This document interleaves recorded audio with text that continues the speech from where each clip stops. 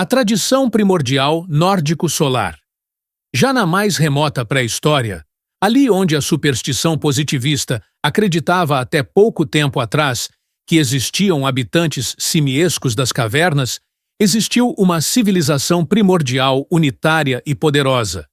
da qual ressoa ainda um eco em tudo o que o passado pode nos oferecer como o maior, enquanto símbolo eterno. Os iranianos falam do Airianen Vaejo, localizado no mais extremo norte, de onde vem a primeira criação do Deus da Luz, a origem de sua estirpe e também a sede do esplendor, Vareno, daquela força mística própria das raças árias e, sobretudo, daqueles reis divinos. Vêem nele, de maneira simbólica, o lugar onde a religião guerreira de Zaratustra houvera sido revelada pela primeira vez. De maneira correspondente, a tradição dos hinduários conhece o Kvetadvipa, a Ilha do Esplendor, também localizada no extremo norte, no lugar onde Narayana, aquele que é a luz e que se encontra por cima das águas, quer dizer, por cima do azar dos acontecimentos, tem sua sede. Essa tradição fala também dos Uttarakura, uma raça nórdica primordial, compreendendo como nórdico a via solar dos deuses, Devayana. E no termo Uttara, deve compreender-se o conceito de tudo que é sublime, elevado e superior. Daquilo que no sentido metafórico pode denominar-se Arya, ário ou ariano, de acordo com o conceito nórdico. As estirpes dórico-aqueias são herdeiras dos legendários hiperbóreos nórdicos. Desde o norte tinha vindo o deus e herói mais característico destas raças, o Apolo Solar, o aniquilador da serpente Piton. Daqui, Hércules, o aliado dos deuses olímpicos contra os gigantes, o aniquilador das Amazonas e dos seres elementais, o belo vencedor, do qual mais tarde muitos reis gregos e romanos consideraram-se, por dizer assim, como seus avatares. Levou a oliva de cujos ramos coroavam-se os vitoriosos, Píndaro. Mas na Hélade, este tema nórdico está relacionado também com o da Thule, a misteriosa terra nórdica, que às vezes se converte na Ilha dos Heróis e no País dos Imortais, onde reina o loiro Radamante, a Ilha do Sol. Thule, última a soli nomen habens, cuja lembrança permaneceu tão viva que, na convicção de reconhecê-la na Bretanha, Constâncio Cloro pôs-se em marcha com suas legiões, não tanto pela glória militar, mas para alcançar a terra que está mais além do céu e a mais sagrada que qualquer outra região, no sentido de antecipar com isso a apoteose de César. Muitas vezes, nas tradições nórdico-germânicas, o Asgard, a sede dos Aesen e a sede dos heróis transformados, superpõem-se como similares moradas divinas, e os reis nórdicos, que eram considerados como semideuses Aesen, semideus id est ansis, e levavam seus povos até a vitória, com sua potência mística da fortuna, transferiram até aquela terra divina a origem de sua dinastia. Nórdico ou nórdico ocidental é nas tradições gaélicas o Avalon, no qual teve sua origem a pura raça divina dos Tuatha de Danann, os heróicos conquistadores da Irlanda pré-histórica, entre os quais o herói Ogma corresponde exatamente ao Hércules dórico. É o Avalon, que por outro lado confunde-se com o Tir Nan Bel, a terra dos viventes, o reino da Boadag, o vitorioso.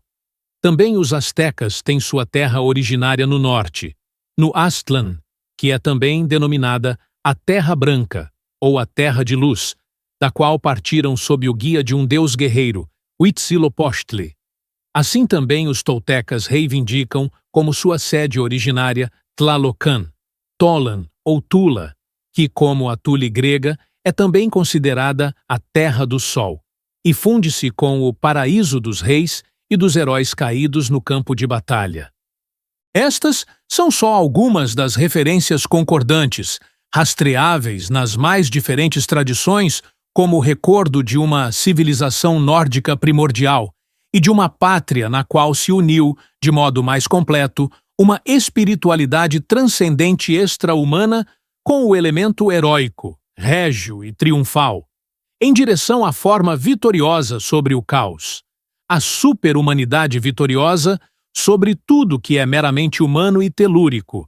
em direção à solaridade, como símbolo principal de uma virilidade transcendente, como ideal de uma dignidade, que na ordem das forças espirituais corresponde àquilo que sobre o plano material é o soberano, o herói, o dominador. E, enquanto que os rastros da tradição nos permitem uma via do norte até o sul, do ocidente até o oriente, que recorreram às raças que conservaram tal espírito.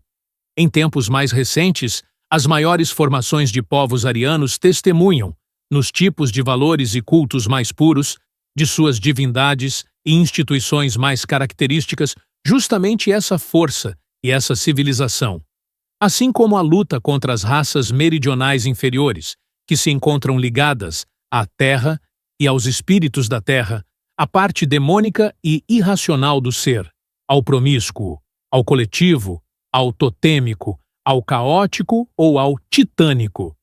Por outro lado, aconteceu, e as referências anteriores já mostram, que aquilo que era história converteu-se em supra-história, enquanto que a terra dos viventes, a rocha dos heróis, a ilha do sol, por um lado encerraram o segredo da origem, por outro, desvendaram o segredo da via até o renascimento, até a imortalidade e até a potência sobre-humana.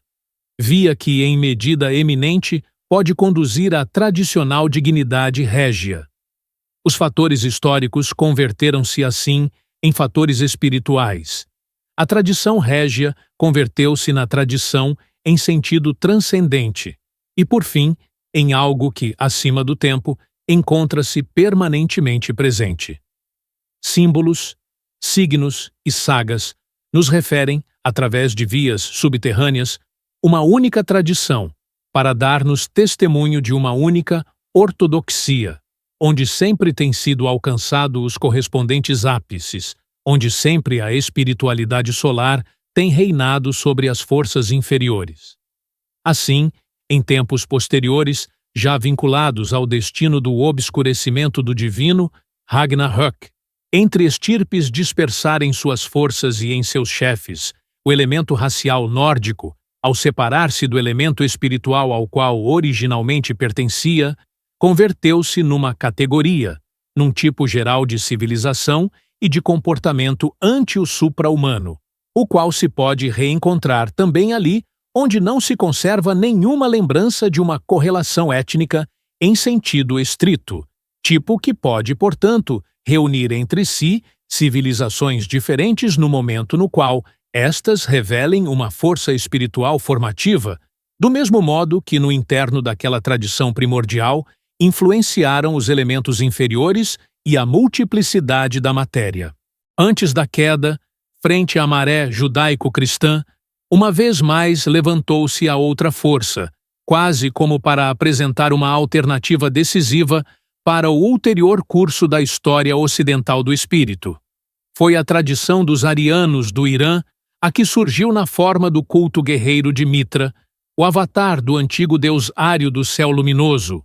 o dominador do sol, o matador do touro, com a chama e a acha, o símbolo dos renascidos através da potência,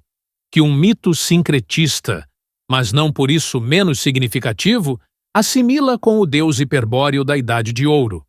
Contudo, forças mais fortes impediram também esta possibilidade solar. Portanto, sobrevirá logo a grande última reação, o Sacro Romano Império da nação germânica. Como tais bárbaros, na realidade, apresentam-se raças que estão estreitamente aparentadas com as aqueias, paleo-irânicas e nórdico-árias em geral, e que, por assim dizer, conservaram-se num estado de pureza pré-histórica. E se sua aparição, enquanto estas se achavam no reparo do aspecto material de um império que já se encontrava semitizado e asiatizado, poderia parecer um fenômeno destrutivo, sem embargo equivaleu, desde um ponto de vista superior, a um fluxo revitalizador de espírito heróico. a um contato galvanizador com uma força espiritualmente semelhante àquela a qual a Romanitas pagã havia devido em sua origem sua grandeza solar. Deste modo, ressurge no mundo o antigo símbolo romano diretamente defendido pelas raças do norte. A civilização ecumênica imperial e feudal do medievo, mas além de sua profissão meramente nominal de fé cristã, foi valorizada sobretudo desde este ponto de vista. Nela se expressa uma espiritualidade nórdico-romana, cuja milícia foi a cavalaria, cujo centro suprapolítico foi o ideal imperial gibelino, cujo rito foi a empresa das cruzadas. Estas últimas, no seu caráter essencial, devem ser compreendidas como o retorno à ideia pagã da mors triumphalis, mais que por seu impulso religioso exterior, cuja alma secreta, opondo-se ao cristianismo e fiel a uma tradição mais antiga e mais alta, era tudo o que continuava vivendo escondido nas lendas, mitos, ordens guerreiras e cavaleirescas, desde os templários até aos cavaleiros do Graal, até aos fiéis do amor. Logo após a caída da civilização medieval, logo após a destruição da radiante primavera europeia em seu primeiro florescimento, logo após o desencadeamento daquelas forças que levaram até a secularização, ao particularismo e ao humanismo desagregador, foram abertas as vias para a última queda. A força da tradição passa do visível ao invisível. Converte-se numa herança que se transmite por uma cadeia secreta de poucos a poucos. E hoje, alguns têm um pressentimento desta força, em intentos ainda que confusos, ainda vinculados com o humano e com o material. São aqueles que, por um obscuro instinto, como um sinal de reação, evocam os símbolos da cruz gamada, da águia e da acha.